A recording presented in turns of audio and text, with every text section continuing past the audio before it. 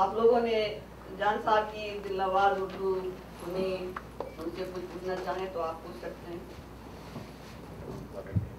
آپ پوچھنا چاہیں ان سے تو کوئی سوال کر سکتے ہیں.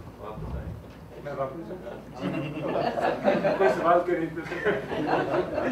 تو یہ تو پھر بہت ہی موزوں بات ہے ان سب لوگوں کے لیے جو یہاں ٹین ایجر بچے بیٹھے ہیں اور وہ اسی ایج گروپ میں ہیں اس وقت، تو ان کے لیے یہ بڑا بہت ہی حوصلہ افزا مثال ہے کہ یہ سب اردو سیکھ سکتے ہیں. آپ نے تو اردو لکھنا بھی سیکھی نا؟ ہاں، شروع ہی سے سیکھی.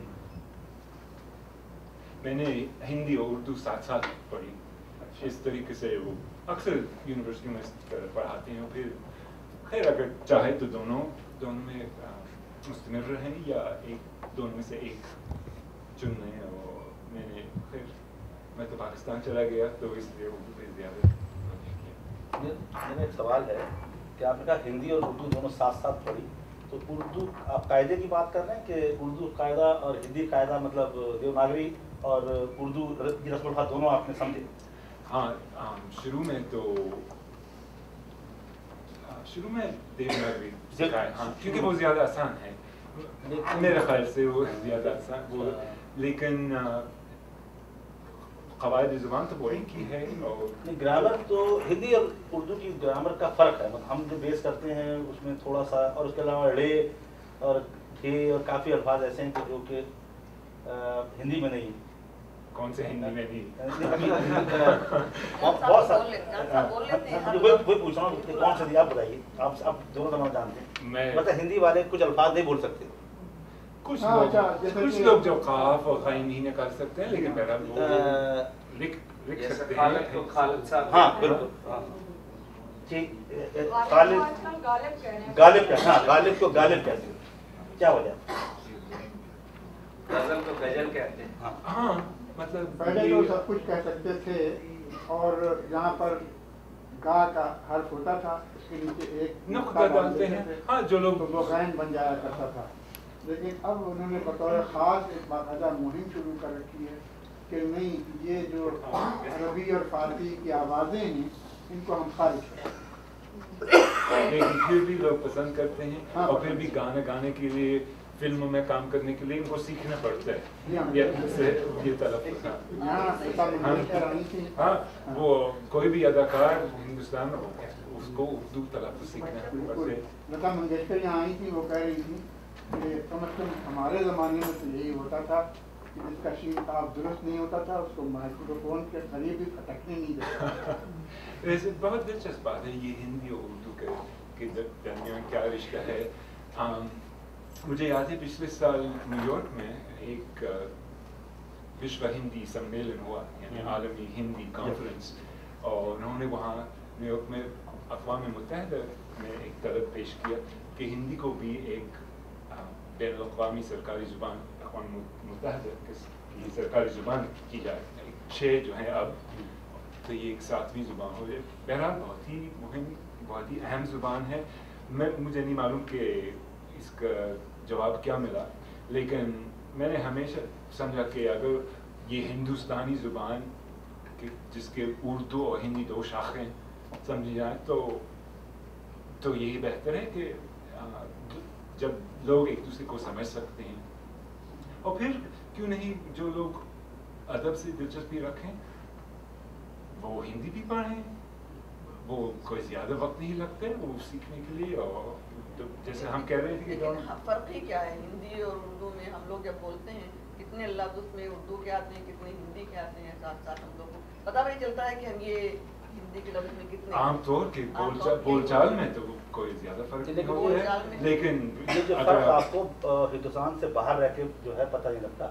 ہندوستان میں 2 مختلف زبانیں ہیں، کیونکہ اردو پڑھنے والا اب ہندوستان میں آپ کو ملے گا نہیں. اب کوئی پڑھنے والا، جب اردو پڑھنے والا ملے گا ہی نہیں، جو کچھ بھی وہ پڑھیں گے دیوناگری کے ذریعے. تو ان کے ذہن میں اب یہی ہے کہ جو وہ زبان بول رہے ہیں وہ اردو نہیں ہے، کیونکہ دیوناگری رسم الخط جو ہے اس کے ذریعے پڑھا جا رہا ہے. ہندی کے بھی بہت مختلف درجے ہوتے ہیں. ایک تو جس میں سنسکرت کے الفاظ بھرے ہوئے ہیں، ہر جملے میں 10 لفظ ہیں سنسکرت کے.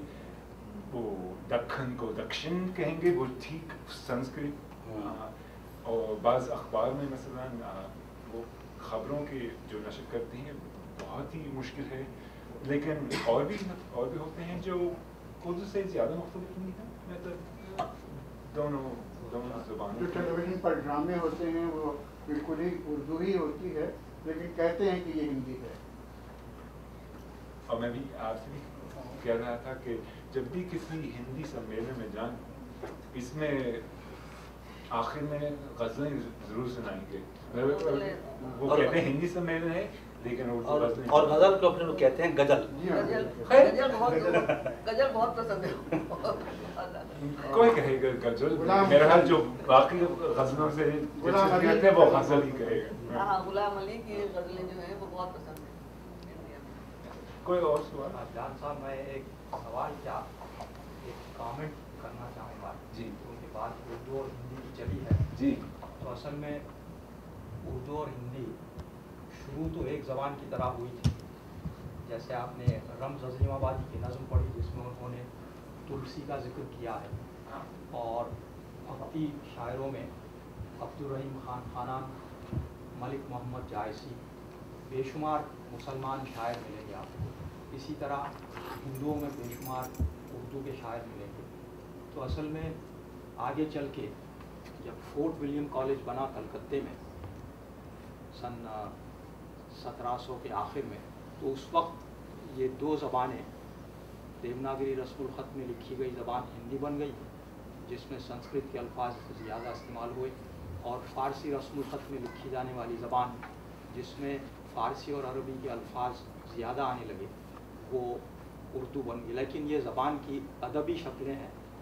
ज़बान जो बोलचाल की ज़बान है, जैसे आपने हिंदुस्तानी कहा, और हिंदुस्तानी भी फोर्ट विलियम कॉलेज ही से निकला।